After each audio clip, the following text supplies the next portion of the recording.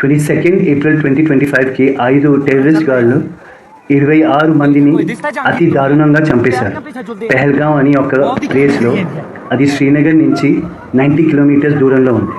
Media reports ప్రకారం ఇది మళ్ళీ పాకిస్తాన్లో ఉన్న టెర్రరిస్ట్ ఆర్గనైజేషన్స్ ఇచ్చాయి.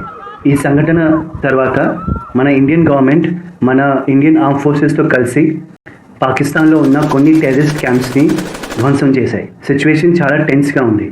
యుఎస్ ఇంటర్వెన్షన్ వల్ల సీజ్ ఫైర్ అయింది, కానీ కొన్ని ఏళ్ళ తర్వాత మళ్ళీ ఇలా జరగచ్చు. అయితే దీనికి పర్మనెంట్గా పరిష్కారం ఏంటి, పర్మనెంట్గా సొల్యూషన్ ఏంటి? నా ప్రకారం ఐడియా ఆఫ్ పాకిస్తాన్ ఉన్న వరకు వాళ్ళు మనశ్శాంతిగా ఉండరు, మమ్మల్ని కూడా మనశ్శాంతిగా ఉండనివ్వరు.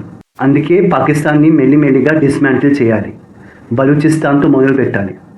1971లో బంగ్లాదేశ్ ఇండియా సహాయంతో క్రియేట్ అయింది, బలూచిస్తాన్ కూడా అవ్వచ్చు.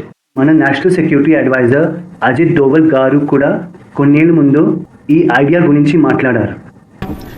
If you are in the defensive offense, we will see where the balance of equilibrium is. Pakistan's vulnerability is many times higher than of India. Once they know that India has shifted its gear from the defensive mode to defensive offense, they will find that it is unaffordable for them. You can do one Mumbai, you may lose Balochistan. There is no nuclear war involved in that. There is no engagement of troops. If you know the tricks, we know the tricks better than you. British కాలంలో British India presidencies ఇంకా రాజ్యాల్లో divide అయింది. అప్పుడున్న బలూచిస్తాన్లో 4 రాజ్యాలు ఇంకా chief commissioner province అని divide అయి ఉండేది. ఈ ప్రొవిన్స్ని బ్రిటిష్ వాళ్ళు డైరెక్ట్గా పరిపాలించేవారు. మకరన్, ఖారన్, లాస్ వేలా ఇంకా కలాత్ ఆ 4 రాజ్యాల పేరు. ముందు పాకిస్తానీ గవర్నమెంట్ వాళ్ళు మీ ఏరియాని మీ ప్రకారం మీరు చూసుకోవచ్చని ప్రామిస్ చేశారు. కానీ మెల్లిమెల్లిగా బాగా సెంట్రలైజ్డ్ పాకిస్తాన్ని తయారు చేసుకుంది. ఈ సెంట్రలైజ్డ్ పాకిస్తాన్లో పంజాబీ వాళ్ళ డామినేషన్ ఎక్కువ ఉండేది, ఇప్పుడు కూడా అంతే. అది ఆబ్వియస్లీ చాలామంది బలోచ్ వాళ్ళకి నచ్చలేదు. అప్పటి నుంచి వాళ్ళ ఫ్రీడమ్ స్ట్రగుల్, వాళ్ళ స్వాతంత్ర పోరాటం మొదలైంది. ఇండియాకి వచ్చే లాభం ఏంటి బలూచిస్తాన్ క్రియేట్ అవుతే? బలూచిస్తాన్ ఒక దేశం అవుతే ఇండియాకి పాకిస్తాన్కి అగేన్స్ట్ కొంచెం సపోర్ట్ దొరుకుతుంది ఈ ప్రాంతంలో. ఎందుకంటే బలోచ్ వాళ్ళు కూడా ముస్లిమ్సే కాబట్టి ఆ సపోర్ట్ చాలా జెన్యూన్గా అనిపిస్తుంది. దాదాపు 40% వరకు గ్యాస్ సప్లై పాకిస్తాన్కి బలోచ్ ఏరియా నుంచే వస్తుంది. ఈ 40% గ్యాస్ సప్లై లేకపోతే ఆ పాకిస్తానీ ఎకానమీ ఇంకా పడిపోతుంది. ఈ గ్యాస్ని మోడర్న్ టెక్నాలజీ సహాయంతో మన దేశానికి మనం ట్రాన్స్పోర్ట్ చేసుకోవచ్చు.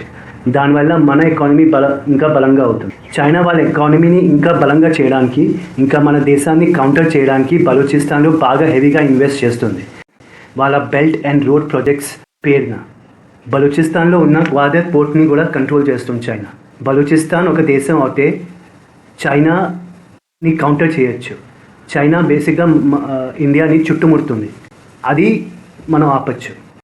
చైనాకి బలూచిస్తాన్లో ఎందుకు ఇంట్రెస్ట్ ఉందంటే చైనా ఆయిల్ ఇంపోర్ట్స్ 80% వరకు మలక్కా స్ట్రేట్ నుంచి వెళ్తాయి.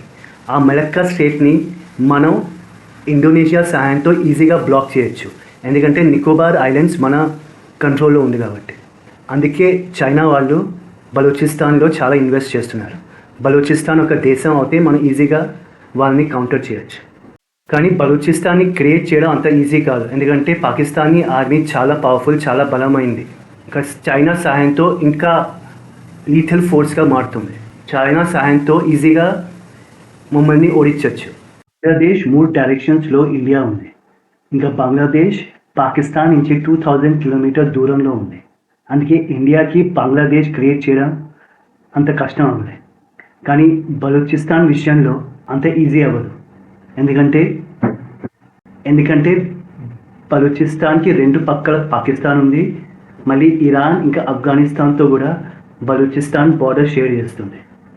అందుకే ఇరాన్ ఇంకా ఆఫ్ఘనిస్తాన్ హెల్ప్ లేకుండా బలూచిస్తాన్ని ఒక దేశం చేయడం అసాధ్యం. ఇంకా ఏ దేశం కూడా వాళ్ళ సొంత లాభం లేకపోతే ఇంకో దేశానికి హెల్ప్ చేయదు.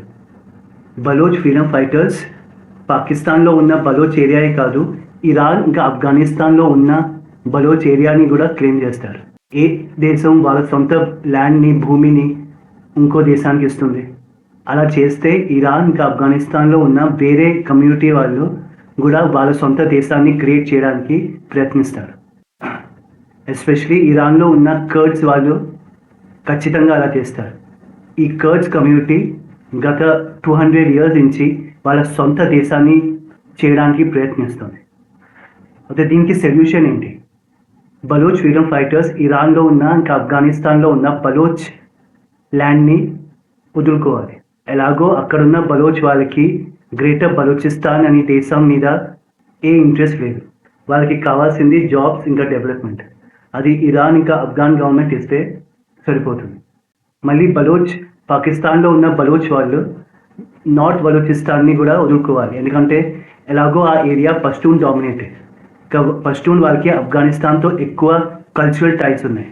భూమిని వదులుకున్న బలూచిస్తాన్ UAE కన్నా యునైటెడ్ అరబ్ ఎమిరేట్స్ కన్నా 3 రెట్లు పెద్దగా ఉంటుంది. ప్రాపర్ ప్లానింగ్తో ఇంకా ఇండియా సపోర్ట్తో అది ఒక ప్రాస్పరస్ దేశం అవ్వచ్చు. ఒక చీమ పంచదార వైపు ఎలా వెళ్తుందో మనుషులు కూడా ప్రాస్పెరిటీ వైపు వెళ్తారు. బలూచిస్తాన్ ఒక ప్రాస్పరస్ దేశం అవుతే ప్రపంచంలో ఉన్న బలోచ్ వాళ్ళు ఆటోమేటిక్లీ ఈ కొత్త దేశానికి షిఫ్ట్ అవుతారు. ఇరాన్ ఇంకా ఆఫ్ఘనిస్తాన్లో ఉన్న బలోచ్ వాళ్ళు కూడా. గత 100 ఏళ్ళ నుంచి పాకిస్తాన్ అనే ఒక రోగం మన దేశాన్ని మన ప్రాంతాన్ని విసిగిస్తుంది. ఈ రోగాన్ని ఎలాగోలా చంపేవాలి. Thank you.